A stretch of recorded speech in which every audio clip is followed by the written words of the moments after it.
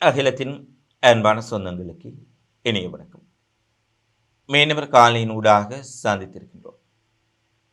வெனிசுலாவினுடைய அதிபர் Nicolas Maduro அமெரிக்க படைகளால் அத்துமீறி வெனிசுலாவுக்குள் புகுந்து அவருடைய மாளிகையில் வைத்து நள்ளிரவில் கடத்திச் செல்லப்பட்ட பின்னர் உலக அரசியலில் மிகப்பெரிய பரபரப்பும் ட்ரம்பினுடைய நடவடிக்கைகள் குறித்து பாரிய விமர்சனங்களும் எழுந்திருக்கின்றன. இந்த நிலையில் மதுரோ நியூயார்க் நீதிமன்றத்தில் ஆஜர்படுத்தப்பட்டிருக்கின்றார். ஆஜர்படுத்தப்பட்ட போது அவர் என்ன கூறியிருக்கின்றார்? அடுத்து மீண்டும் புதிய அதிபர் இன்று பதவி பிரமாணம் செய்திருக்கின்றார். மதுரோவினுடைய மகன் நிக்கோலஸ் மதுரோவினுடைய மகன் மிக முக்கியமான விடயங்களை தெரிவித்திருக்கின்றார். ஈரான், இஸ்ரேல், அமெரிக்கா இடையிலான போர் எந்த நேரத்திலும் முழு அளவிலான போராக ஒரு வெடித்து சிதறக்கூடிய ஒரு நிலைக்கு வந்திருக்கின்றது. அங்கே இருக்கக்கூடிய நிகழ்வுகள் அதை தெளிவாக காட்டியிருக்கின்றன. இந்த நிலையில் பிராந்தியத்தில் உலகில் நடைபெற்ற மிக முக்கியமான சம்பவங்களை இந்த காணொலியில் விரிவாக பார்க்கலாம். வெனிசுலாவின் அதிபர் நிக்கோலஸ் மதுரோ எவ்வாறு அமெரிக்க படைகளால், டெல்டா படைகளால் ஹெலிகாப்டர்கள் மூலம் கடத்தி செல்லப்பட்டு சட்டவிரோதமான முறையில் அமெரிக்காவுக்கு கொண்டு வரப்பட்டார்கள் என்பது குறித்து ஏற்கனவே நாங்கள் விரிவாக பேசியிருக்கின்றோம். பார்க்கக்கூடிய நண்பர்களும் அவற்றை அறிந்திருப்பீர்கள். அதனால் அவற்றை நாங்கள் அதிகம் பேசாமல், அவர் தற்போது நியூயார்க் நீதிமன்றத்தில் ஆஜர்படுத்தப்பட்டிருக்கின்றார். நியூயார்க் நீதிமன்றத்தில் 63 வயதான மதுரோவும் அவருடைய வயதான மனைவியும் கைகளில் விலங்கிட்டபடி மிக பெரிய அளவில் அங்கு பாதுகாப்புக்கான அமெரிக்க படையினர் அவர்களை சூழ்ந்தபடி அழைத்துச் செல்லப்பட்டிருக்கின்றார்கள். நிக்கோலஸ் மதுரோவினுடைய மனைவி அமெரிக்க படைகள் அவரை பிடித்து சிறைப்பிடிக்கும் பொழுது காயமடைந்திருப்பதாக சொல்லப்படுகின்றது. அவர் நடந்து செல்லக்கூடிய காட்சிகளை பார்க்கின்ற பொழுதும் அவர் காயமடைந்திருப்பதற்கான வாய்ப்புகள் அதிகம் என்று கூறப்படுகின்றார். அவருடைய சட்டத்திறனையும் அவருக்கு மருத்துவ உதவி என்பதை குறிப்பிட்டிருக்கின்றார். ஒரு நாட்டினுடைய அதிபர் அமெரிக்கா தனக்கு அடிபணியவில்லை என்று சொல்லி அவர் மீது மிகப்பெரிய அளவில் போதைப்பொருள் குற்றச்சாட்டு, சட்டவிரோத ஆயுதங்கள், என்ன குற்றச்சாட்டுக்களை எல்லாம் சுமத்த முடியுமோ சுமத்தி இருக்கின்றார்கள். ஆனால் இந்த குற்றச்சாட்டுகளவையும் ஆதாரபூர்வமாக நிரூபிக்கப்படவில்லை. அவர் ஒரு விசாரணை கைதியாக கொண்டு வரப்பட்டிருக்கும் சூழ்நிலையில் அவருக்கு சிறைச்சாலை உடைய அணிவித்தே நீதிமன்றத்திற்கு கொண்டு வந்திருக்கின்றார்கள். இவையெல்லாம் அமெரிக்காவினுடைய ஜனநாயகம், அமெரிக்காவினுடைய நீதி, அமெரிக்காவினுடைய எதேச்சதிகார போக்கு குறித்து மிகப்பெரிய கேள்விகள் எழுப்புகின்றது. ஏனெனில் நீதிமன்றம் முதல் நாள் விசாரணைக்கு அவர் வரும் பொழுதே சிறைச்சாலை உடை அவருக்கு அணிவிக்கப்பட்டிருக்கின்றது. அங்கு நீதிமன்றத்தில் கடும் பாதுகாப்புக்கு மத்தியில் இடம்பெற்ற அமர்வில் மதுரோ குறிப்பிடுகின்றார், நான் ஒரு நிரபராதி, குற்றமற்றவன் என்றும் நான் ஒரு கண்ணியமான சராசரி மனிதன் என்றும் தன் மீதான குற்றச்சாட்டுக்களை அவர் மறுத்திருக்கின்றார். ஒரு இறையாண்மை கொண்ட நாட்டின் ஜனாதிபதி சர்வதேச சட்டங்களை மீறி கராக்கஸில் உள்ள எனது இல்லத்திலே சட்டவிரோதமாக என்னை கடத்தி சென்றிருக்கின்றார்கள். என்னை ஒரு பயங்கரவாதியைப் போலவும் போதைப்பொருள் கடத்தைக்காரனைப் போலவும் சித்தரிக்க அமெரிக்கா மிகப்பெரிய அளவில் முயற்சி செய்கின்றார்கள். நான் ஒரு கண்ணியமான மனிதன், தங்களுடைய அரசியல் லாபத்திற்காகவும் வெனிசுலாவின் இயற்கை வளங்களை கைப்பற்றிக் கொள்வதற்காகவும் என் மீது இத்தகைய பொய்யான குற்றச்சாட்டுக்களை இவர்கள் சுமத்தி இருக்கின்றார்கள் என்று தெளிவாக சத்தமாக அவர் அமெரிக்க நீதிமன்றத்திலே தெரிவித்திருக்கின்றார். நீதியே இல்லாத நாட்டில் அவருக்கு என்ன நீதி கிடைக்கப் போகின்றது என்பது மறுபுறம். மேலும் தானே வெனிசுலாவின் அதிபராக இருக்கின்றேன் என்றும் பலமுறை நீதிமன்றத்தில் தெரிவித்திருக்கின்றார். நான் எந்தவித ஒரு குற்றமும் செய்யாத சூழ்நிலையில் தங்களுடைய சுயலாப அரசியலுக்காக ட்ரம்ப் என்ற சர்வ அதிகாரி என்னை கடத்தி வந்திருப்பதாக அவர் தெரிவித்திருக்கின்றார். அவர் நீதிமன்றத்தில் தெரிவித்த விடயங்கள் 100% சரியாகத்தான் கூறியிருக்கின்றார். என்ன காரணத்திற்காக என்னை கடத்தி வந்திருக்கின்றார்கள்? நான் ஒரு ஜனாதிபதியாக இருக்கின்றேன். என் மீது அபாண்டமான பொய் குற்றச்சாட்டுக்களை இவர்கள் சுமத்தி இருக்கின்றார்கள்.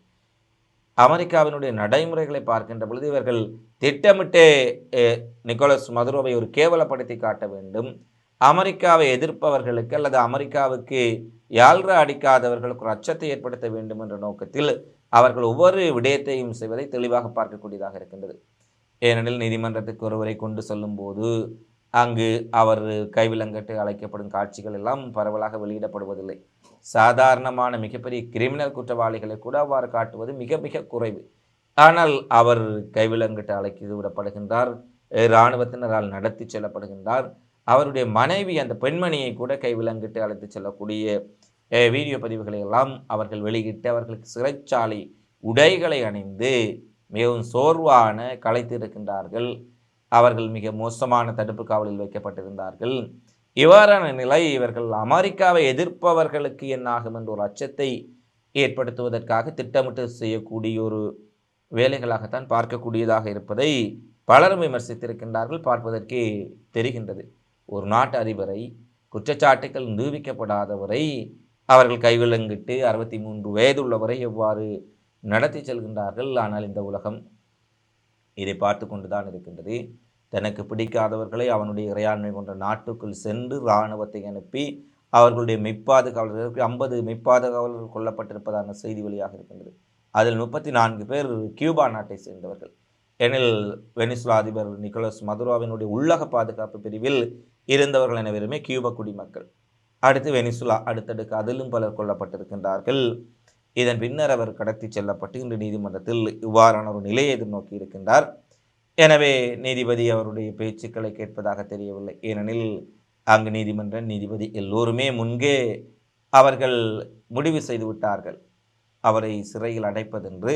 எனவே மார்ச் 17ஆம் தேதி வரை அவருக்கு தவணை கொடுக்கப்படுகின்றது. அமெரிக்க இராணுவத்தால் அவர் மீண்டும் பூமியின் நரகம் என்று சொல்லக்கூடிய புரூக்ளின் சிறைச்சாலையில் அடைப்பதற்கு நியூயார்க் நீதிமன்றம் உத்தரவிடுகின்றது. பாருங்கள், ஒரு விசாரணை நடைபெறுவதற்கு முன்பே அவரிடம் சில கேள்விகளை கேட்டுவிட்டு மிக கொடூரமான புரூக்ளின் சிறை, அது மிகப்பெரிய அளவிலான சுகாதார சீர்கேடும் மிக கடுமையான ஒரு தனிமை சிறை, கொடூரமான ஒரு கொடூர நிறைந்த சிறை என உலக வல்லுநர்கள் கூறுகின்றார்கள். இதை பூலோகத்தின் நரகம் என்று கூறும் அளவுக்கு சுகாதார சீர்கேடு, மிக குறைவான காற்றோட்டம், இருண்ட பகுதி என பல்வேறுபட்ட விடயங்கள் அடங்கிய இந்த சிறைக்குள் அவர் அடைக்கப்படுகின்றார். அவர் மார்ச் 17ஆம் தேதி அவரை ஆஜர்படுத்துமாறு உத்தரவு பிறப்பிக்கப்படுகின்றது. எனவே தங்களுக்கு அடிபணியாத காரணத்தால் ஒரு நாட்டினுடைய அதிபர் தனிமை சிறைக்குள் அடைக்கப்படுகின்றார். அவர் ஏற்கனவே இருந்த தடுப்பு முகாமில் கூட 23 மணி நேரத்திற்கு ஏறக்குறைய ஒரு நாள் முழுவதும் தனிமையில் ஒரு சிறிய அறையில் அடைத்து வைக்கப்பட்டதாக கூறப்படுகின்றது. அறிவுத்த நிலைதான் அவருக்கு தொடர்ச்சியாக இருக்கலாம் என்ற அச்சமும் தற்போது எழுந்திருக்கின்றது. இந்த சூழ்நிலையில் நிக்கோலஸ் மதுரோவினுடைய ஆட்சியில் இருந்த துணை அதிபர் தற்போது பொறுப்பேற்றுக் கொண்டிருக்கின்றார். அந்த அம்மையார் பொறுப்பேற்றுக் கொள்ளும் பொழுது வெனிசுலா அதிபருடைய மகன், நிக்கோலஸ் மதுரோவின் மகன், ஒரு உணர்ச்சிபூர்வமான உரையை அந்த சட்டமன்றத்தில் ஆற்றுகின்றார். அப்பா, நீங்கள் எங்கள் அனைவரையும் குடும்பத்தில் வலிமையானவர்களாக மாற்றியுள்ளீர்கள், இந்த நாட்டு மக்களையும் வலிமையானவர்களாக மாற்றியுள்ளீர்கள்.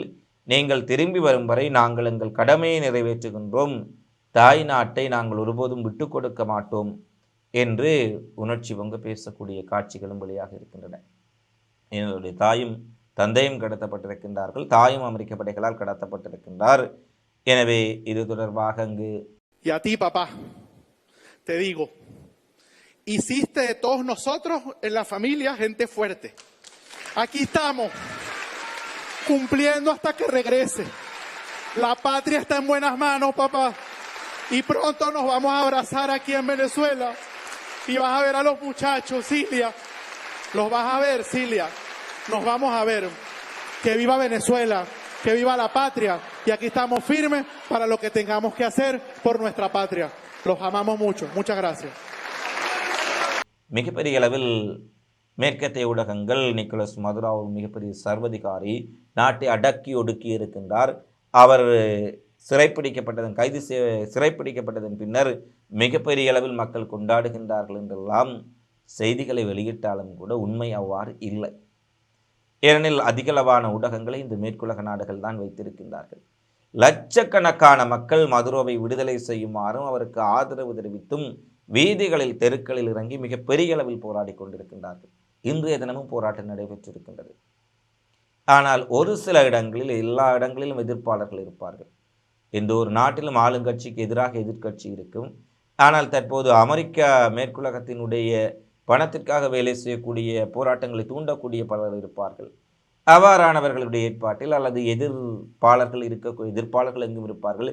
அவர்கள் செய்யக்கூடிய அந்த போராட்டங்களை மட்டும் விரிவுபடுத்தி காட்டக்கூடிய பல ஊடகங்கள் வெனிசுலா அதிபர் மதுரோவுக்காக நடந்த போராட்டங்களை பலர் சமூக வலைதளங்கள் தவிர்த்து பல மேற்கத்திய ஊடகங்கள் காட்ட மறுத்திருக்கின்றார்கள். ஏனெனில் இன்னமும் அங்கு மிகப்பெரிய அளவிலான ஆதரவு மதுரோவுக்கு இருக்கின்றது என்பதை தெளிவாக காட்டியிருக்கின்றது. புதிய அதிபரும் நிக்கோலஸ் மதுரோ விடுவிக்கப்பட வேண்டும், அவரின் வழியில் தான் நாங்கள் ஆட்சி செய்யப் போகின்றோம் என கூறுகின்றார்.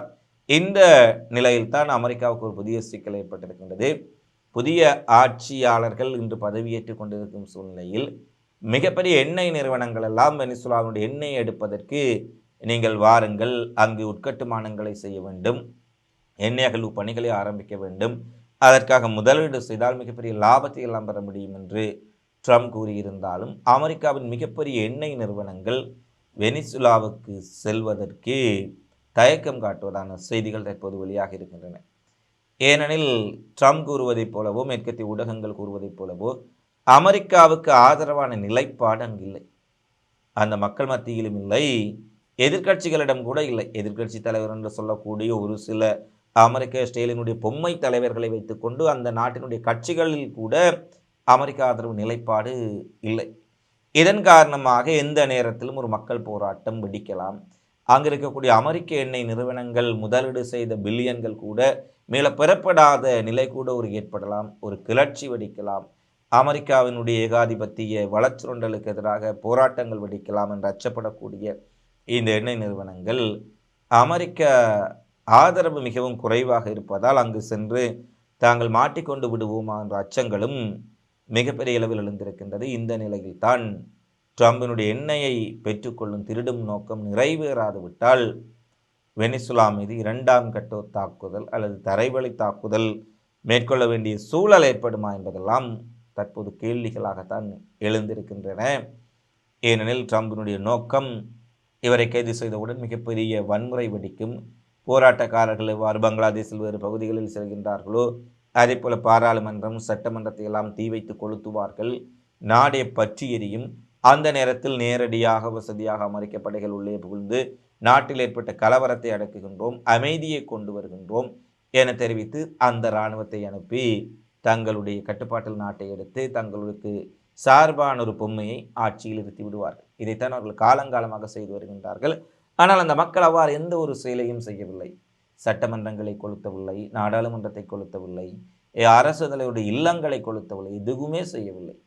இவர்கள் சொல்வதைப் போல மதுரோ ஒரு மிகப்பெரிய சர்வதிகாரி, மக்கள் மீது வெறுப்பை சம்பாதித்திருந்தால் அவர் கைது செய்யப்பட்ட பின்னர் மக்கள் கிளர்ந்தெழுந்து அந்த சட்டமன்றம் அவருடைய மாளிகைகள் எல்லாம் தீ வைத்து கொளுத்தி இருப்பார்கள். இதை பல நாடுகளில் பார்த்திருக்கின்றோம். ஆனால் அவர் எந்த ஒரு அசம்பாவிதமும் இடம்பெறாதமை அமெரிக்காவுக்கு ஒரு செக் வைத்ததைப் போல மாறியிருக்கின்றது. எனவே புதிய அதிபரையும் தங்கள் வழிக்கு கொண்டு வர வேண்டும், அல்லது அவரை மிரட்டி உருட்டி இது போன்று அதையும் ட்ரம்ப் கூறியிருக்கின்றார். புதிய அதிபர் அந்த பெண்மணி தங்களுக்கு ஒத்துழைக்காவிட்டால் மதுரோவை விட மோசமான ஒரு நிலை அவருக்கு ஏற்படும் என்றெல்லாம் மிரட்டல் வேறு. ஆனால் ட்ரம்ப் நினைத்ததைப் போல அங்கு வளங்களை சுரண்டுவதில் ஒரு மிகப்பெரிய சிக்கலான நிலை ஏற்பட்டிருக்கின்றது. இந்நிலையில் தான் வெனிசுலா ஜனாதிபதி மாளிகை கராக்கஸுக்கு மேலே நேற்றைய தினம் ட்ரோன்கள் பறந்த சூழ்நிலையில் ட்ரோன்களை நோக்கி துப்பாக்கிச்சூடு நடைபெற்றிருக்கின்றது. சரமாரியான துப்பாக்கிச்சூட்டு சம்பவம் காரணமாக மீண்டும் அமெரிக்க படைகள் தாக்குதலை ஆரம்பித்து விட்டார்களா என்ற மிகப்பெரிய அச்சம் ஏற்பட்டது. ஏறக்குறைய 10 முதல் 15 நிமிடங்கள் தொடர்ச்சியான துப்பாக்கி சூடு, ட்ரோன்கள் தொடர்ச்சியாக பறந்திருக்கின்றன. இதன் பின்னர் அங்கு பறந்த ட்ரோன்களை காணவில்லை. இந்த ட்ரோன்கள் யாருடையது, எதற்காக வந்தவை, உள்ளூரில் இருக்கக்கூடிய ஆயுத குழுக்கள் அல்லது வேறு நபர்களுடைய ட்ரோன்களா, அல்லது வேறு ஏதாவது பெரிய பறவைகள் போன்றவை பறப்பதால் வான் பாதுகாப்பு சாதனங்கள் இயங்கியதா என்பதெல்லாம் ஒரு கேள்வியாக எழுந்திருக்கும் சூழ்நிலையில் மீண்டும் அரசு ஜனாதிபதி மாளிகைக்கு அருகாமையில் மிக கடுமையான துப்பாக்கிச் சூட்டு சம்பவங்கள் பதற்றத்தை அதிகரித்திருக்கின்றன. இந்த சூழலில் தான் நேற்றைய தினம் ஐக்கிய நாடுகள் சபையின் பாதுகாப்பு கவுன்சில் கூடியது. வழக்கம் போல நாங்கள் கூறியிருந்தோம், கடுமையான கண்டனம், கவலை இவற்றையெல்லாம் வெளியிடுவார்கள். அதிருப்தி, அமெரிக்கா செய்தது ஏற்றுக்கொள்ள முடியாது, வெறும் வாய்ப்பேச்சில் அனைவரும் ஒவ்வொரு விடயத்தை கூறியிருக்கின்றார்கள். இதில் ரஷ்யாவினுடைய ஐநாவுக்கான தூதுவர் குறிப்பிடுகின்றார், நிக்கோலஸ் மதுரோவை அமெரிக்கா சிறைப்பிடித்தது ஒரு குற்றவியல் நடவடிக்கை, இது ஒரு நாட்டின் இறையாண்மையை மீறிய ஒரு கிரிமினல் ஆக்ட் என்று மிக தெளிவாக ரஷ்யா குறிப்பிட்டிருக்கின்றார்கள். ரஷ்யா, சீனா ஏனைய உறுப்பினர்களும் மிக கடுமையாக இதில் கண்டித்திருக்கின்றார்கள். அவர்கள் ஐநா சபையும் ஆமாம் இது தவறுதான் என்று கூறிவிட்டு கூடி கலைந்து விட்டார்கள். இனி ஐநா சபையால் நடக்கப் போவது எதுவும் இல்லை என்பதுதான் மிக முக்கியமான கவலையான விடயமாக இருக்கின்றது. அடுத்து வெனிசுலா விவகாரத்தில் நிக்கோலஸ் மதுராவை அமெரிக்கா சிறைப்படுத்திய பின்னர் ஈரான் மீது அமெரிக்கா கண் வைத்திருப்பதாக சர்வதேச ஊடகங்கள் செய்தி வெளியிட்டிருக்கின்றார்கள். ஏனெனில் வெனிசுலாவை விட அதிக அளவில் அமெரிக்காவுக்கு இந்த மத்திய கிழக்கில் சிம்ம சொப்பனமாக இருக்கக்கூடிய நாடு ஈரான். இஸ்ரேல் மூலம் மிகப்பெரிய தாக்குதல்களை நடத்தி பார்த்தார்கள். 12 நாள் நேரடியான யுத்தத்தை நடத்தி பார்த்தார்கள். ஈரானை தோற்கடிக்க முடியவில்லை. ஈரானுடைய ஏவுகணை பலம் இஸ்ரேலுக்கு மிகப்பெரிய அதிர்ச்சியையும் மிகப்பெரிய சேதங்களையும் ஏற்படுத்தியது. தாங்களாகவே பின்னர் யுத்த நிறுத்தத்தை ஏற்படுத்தியிருந்தார்கள். இந்த நிலையில் நெதன்யாகு ட்ரம்ப் இணைந்து தற்போது ஈரானுக்குள் மிகப்பெரிய அளவிலான ஒரு போராட்டம் நடைபெற்றது. அது மக்கள் ஆரம்பத்தில் வறுமை, பணவீக்கம், பொருளாதார நெருக்கடி காரணமாக போராடிய மக்களை அங்கே உள்ளே இருக்கும் மொசாட், CIA உளவாளிகள் மிகப்பெரிய அளவில் பணம் கொடுத்து குழுக்களை உள்ளே இறக்கி அந்த போராட்டங்களை கலவரங்களாக மாற்றிவிட்டார்கள். ஏனெனில் பசியோடு இருக்கக்கூடிய போராடக்கூடிய மக்கள் துப்பாக்கிகளை வைத்து அங்கிருக்கும் போலீசாரையோ IRGC இராணுவத்தையோ சுடப்போவதில்லை. அதற்குள் இறக்கிவிடப்பட்ட உளவாளிகள் அல்லது பணம் கொடுத்து அங்கு களமிறக்கப்பட்ட கலகக்காரர்கள் ஈரான் அரசு அலுவலகங்களை தீ வைத்து கொளுத்துகின்றார்கள். ஈரான் போலீஸ் நிலையம் மீது சரமாரியாக கல் வீசுகின்றார்கள். ஏன் IRGC இராணுவத்தினர் மீது துப்பாக்கிச் சூட்டை கூட நடத்துகின்றார்கள். எனவே இதை அடக்குவதில் ஈரான் மிகப்பெரிய ஒரு சிரமமான சூழ்நிலை. ஏனெனில் மக்களும் கலந்திருக்கின்றார்கள். மறுபுறத்தில் இஸ்ரேலினுடைய உளவாளிகளும் கூலிப்படைகளும் களமிறக்கப்பட்டிருக்கின்றார்கள். எனவே இந்த கூலிப்படைகளை தேடி வேட்டையாடும் நடவடிக்கையை IRGC மேற்கொண்டிருக்கும் சூழ்நிலையில் 20க்கும் மேற்பட்ட உளவாளிகள் சுட்டுக் கொல்லப்பட்டிருக்கின்றார்கள் என்பதை ஈரான் தெரிவித்திருக்கின்றது. அதேபோல பொதுமக்கள் இந்த உளவாளிகளின் அல்லது மேற்கத்தைய முகவர்களினுடைய நிகழ்ச்சி நிரலில் உங்களை இழந்துவிட வேண்டாம் என்று ஒரு எச்சரிக்கை விடுத்திருக்கின்றார்கள். அயதுல்லா அல் கமனி நேற்று கூறியிருக்கின்றார், நாங்கள் போராட்டக்காரர்களுடன் நியாயமான கோரிக்கைகளை கேட்பதற்கு பேசுவதற்கு தயாராக இருக்கின்றோம். ஆனால் கலகக்காரர்களை அவர்களின் இடங்களில் வந்து அவர்களிடமே பேசுவோம் என்று ஒரு கடுமையான எச்சரிக்கை விடுத்தார். அதேபோல நேற்றைய தினம் பல இடங்களில் தீ வைப்பு சம்பவங்கள், தொழிற்சாலைகள் கொளுத்தப்பட்டிருக்கின்றன, அரசு அலுவலகங்கள் மீது தாக்குதல் என்ற விடயங்கள் நடைபெற்று வரும்போது 4-5 மொசாட்டினுடைய உளவாளிகள் மிகப்பெரிய அளவிலான பணம், ஆயுதங்கள், துப்பாக்கிகள் கலவரத்துக்குள் புகுந்து மக்கள் போராட்டத்துக்குள் புகுந்து கலவரங்களை ஏற்படுத்துவதற்காக அவர்கள் கொண்டு வந்த கனரக ஆயுதங்கள், மிகப்பெரிய அளவிலான வன்முறைக்கு உரிய ஆயுதங்கள் எல்லாம் கைப்பற்றப்பட்டிருக்கின்றன. இது முழுக்க முழுக்க ஈரானின் மக்கள் போராட்டத்தை தங்கள் அரசியல் நலனுக்காக அல்லது ஒரு கலவரமாக மிகப்பெரிய அளவில் களமாக மாற்றுவதற்கு இஸ்ரேல், அமெரிக்கா களமிறங்கி இருக்கின்றார்கள் என்பதை தெளிவாக காணக்கூடியதாக இருக்கின்றது. இந்த நிலையில்தான் ஈரான் போராட்டத்தில் ஈடுபடுபவர்கள் மீது துப்பாக்கிச்சூடு நடத்தினால், அவர்களை கொலை செய்தால் நாங்கள் இதை பார்த்து கொண்டிருக்க மாட்டோம் என அமெரிக்கா ஒரு ட்ரம்ப் ஒரு எச்சரிக்கை விடுத்திருந்தார். வெனிசுலா நாட்டுக்குள் அந்த நாட்டின் இறையாண்மையை மீறி தங்கள் இராணுவத்தை இறக்கி இராணுவம் பொதுமக்களுடைய இலக்குகள், வீடுகள் எல்லாவற்றையும் தாக்கி அழித்து பல 50 பேருக்கு மேற்பட்டவர்களை படுகொலை செய்து அந்த நாட்டின் அதிபரை பிடித்து வந்த ட்ரம்ப் அங்கு அரசுக்கு எதிராக அரசு அலுவலகங்களை கொளுத்துவர்கள், அரசு இராணுவ அலுவலகங்களை கொளுத்துவர்கள், தொழிற்சாலைகளை கொளுத்துவர்களை ஈரான் மிகவும் சாதுவாக கையாள வேண்டும். அவர்கள் மீது தாக்குதல் நடத்திவிடக்கூடாது. அவ்வாறு நடத்தினால் நாங்கள் அங்கு களமிறங்குவோம் என்று கூறுவது எவ்வளவு பெரிய வேடிக்கை அல்லது எவ்வளவத்திற்கு இந்த உலகம் கட்டமைக்கப்படுகின்றது என்பதை நாங்கள் பார்க்கிறோம். ஆனால் அதனை மறத்து விட்டார்கள். எங்களுடைய நாட்டு பிரச்சனை எப்படி எங்களுக்கு கையாள்வது என்பது தெரியும். இதை அமெரிக்கா சொல்ல வேண்டிய தேவையில்லை. இராணுவ ரீதியில் எங்கள் மீது தாக்கினால் இராணுவ ரீதியில் நாங்களும் பதிலடி கொடுப்பதற்கு தயார் என்பதை ஈரான் வெளிப்படையாக அறிவித்திருந்தார்கள். இந்த நிலையில்தான் இந்த ஒரு ஈரானில் ஒரு மிகப்பெரிய ஒரு நெருக்கடியான சூழ்நிலை, மக்கள் போராட்டம் மற்றும் இடம்பெற்று கொண்டிருக்கும் சூழ்நிலையில் போராட்டத்துக்குள் தங்கள் உளவாளிகளை களமிறக்கி ஒருபுறம் நடவடிக்கைகளை முடுக்கிவிட்டிருக்கும் இஸ்ரேல், அமெரிக்கா மறுபுறத்தில் ஈரான் மீது ஒரு இணைந்த நேரடி தாக்குதலை நடத்துவதற்கான ஒரு மிகப்பெரிய நகர்வுகளையும் மேற்கொண்டு வருவதான செய்திகள் தற்போது வெளியாக இருக்கின்றன. ஏனெனில் அமெரிக்காவினுடைய கார்கோ விமானங்கள் இஸ்ரேலுக்குள் ஆயுதங்களை குவிக்க தொடங்கி இருக்கின்றன. 2-3 தினங்களாக மிகப்பெரிய அளவில் ஆயுத குவிப்பு நடைபெற்று வருகின்றது. அமெரிக்காவிலிருந்து ஜூகே சென்ற விமானங்கள் ஜூகேயிலிருந்து டெல்லோவை இறங்கி இருக்கின்றன. அமெரிக்க இராணுவ அதிகாரிகளும் இஸ்ரேல் அதிகாரிகளும் நேற்றைய தினம் மிகப்பெரிய அளவில் ஒரு பாதுகாப்புத்துறை சார்ந்த கூட்டத்தை நடத்தி இருக்கின்றார்கள். இதை விட இன்றைய தினம் குறிப்பாக அமெரிக்காவினுடைய கடற்படையினுடைய P-8A போசிடான் உளவு கண்காணிப்பு விமானங்கள் கார்முஸ் ஜலசந்தியில் ரோந்து நடவடிக்கையில் ஈடுபட்டதையும் பார்க்கக்கூடியதாக இருப்பதாக அமெரிக்க செய்தித்தாள்களை செய்தி வெளியிட்டிருக்கின்றார்கள். அதாவது கார்முஸ் ஜலசந்தியில் ஈரானுடைய நகர்வுகள் எவ்வாறு இருக்கின்றன, ஈரானை உளவு பார்க்கும் நடவடிக்கைகளை அமெரிக்க உளவுப்படை விமானங்கள் ஆரம்பித்திருக்கின்றன. இந்த நிலையில்தான் குறிப்பாக ஈரான் இராணுவமும் மிக பிரமாண்டமான வான் பாதுகாப்பு பயிற்சிகளையும் ஏவுகணை பயிற்சிகளையும் தற்போது ஆரம்பித்திருக்கின்றார்கள். எனில் ஈரான் போராட்டங்களை பயன்படுத்தி இவர்கள் தாக்கலாம் என அவர்கள் ஊகித்திருப்பதால் மிகப்பெரிய அளவில் வான் பாதுகாப்பு சாதனங்கள் பல மாகாணங்களில் பரீட்சிக்கப்பட்டிருக்கின்றன. ஈரானின் புதிய பாலிஸ்டிக் ஏவுகணைகளும் மிகப்பெரிய அளவில் வீசப்பட்டு பரிசோதனை செய்யப்பட்டிருக்கின்றன. எனவே இஸ்ரேல் அமெரிக்க தாக்குதலுக்கு பதிலடி கொடுப்பதற்கு, மிக விரைவான பதிலடி கொடுப்பதற்கு ஈரான் இராணுவமும் முழு தயார் நிலையில் இருப்பதாக ஐஆர்ஜிசியினுடைய இராணுவ தளபதி தெரிவித்திருக்கின்றார். எனவே வெனிசுலாவில் இடம்பெற்ற குழப்பத்தில் நிக்கோலஸ் மதுரா கைது செய்யப்பட்ட இந்த சந்தர்ப்பத்தை இஸ்ரேல் பயன்படுத்திக் கொள்வதற்கு மிகப்பெரிய அளவில் முயற்சி செய்வார்கள். ஏனெனில் அவர்கள் குழப்பங்களை ஏற்படுத்தி அங்கு ஆட்சியாளர்களுக்கு சிக்கலை ஏற்படுத்துவார்கள். தற்போது இந்த வெனிசுலா விடயம் மிகப்பெரிய குழப்பமாக மாறி இருக்கின்றது. ஈரான் போராட்டங்கள் சாதகமாக மாறியிருப்பதால் இந்த நேரத்தில் இஸ்ரேல் ஈரானை தாக்கினால் நிச்சயமாக அது ஒரு மிகப்பெரிய போராக மத்திய கிழக்கு முழுவதையும் ஆபத்திற்குள் கொண்டு செல்லும் என்பதுதான் களமணி யதார்த்தம். இந்த காணொளி பதிவு தொடர்பான உங்களது மதிப்புமிக்க கருத்துக்களை தவறாமல் கமெண்ட்ஸில் பதிவிடுங்கள். மீண்டும் அடுத்த காணொளியில் உங்களை சந்திக்கும் வரை உங்களிடமிருந்து விடைபெறும் நான் உங்கள் அன்பின் சந்துரு. வணக்கம்.